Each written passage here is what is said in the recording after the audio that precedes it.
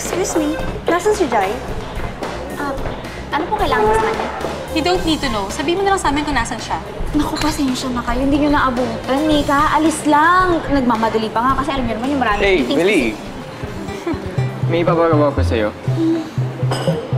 Oh, kala ko ba umalis siya? Kumukha niya lang pala yung malis. Hi, girls. Manluloko!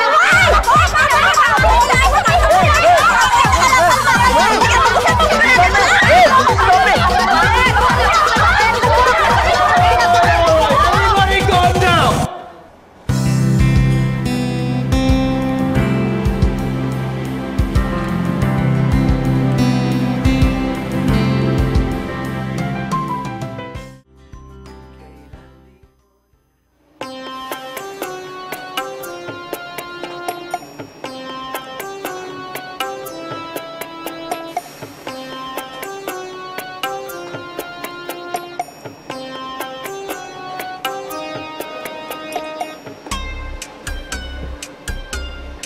I'm sorry, guys. I promise it will not happen again.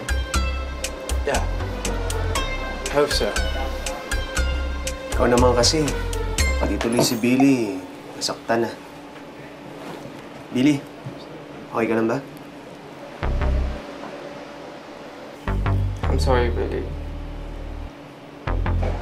Yan naman kasi yung hirap sa'yo, Sir Jay. Ang galing mong mag-sorry. Tapos, wala, hindi ka naman nagbabago. So, papaano ako maniniwala sa'yo? Oo, naiintindihan ko. Alam ko na nung namatay yung kuya mo, na-realize mo na kailangan mong enjoy ng buhay. Okay, wala akong problema dun. Pero ikaw sa tingin mo, kung nabubuhay siya ngayon, matutuwa siya na ganyan ka? Di ba mas maganda kung habang nag-e-enjoy ka, may ginagawa kang makabuluhan sa buhay mo, hindi yung nananakit ka ng kapwa? I have nothing else to say besides I'm really sorry. Kung nagsasabi ka na ng totoo ngayon, patunayan mo, Sir Jai. Magbago na kayo, sir. Huwag niyo nang intayin na masaktan pa yung pamilya niyo dahil sa mga pinagagawa niyo. Ano saka yan? Anong ginagawa niya mga muscles na yan? Gamitin niyo sa mabuti. Huwag puro pang bababae, ha? I'm really sorry.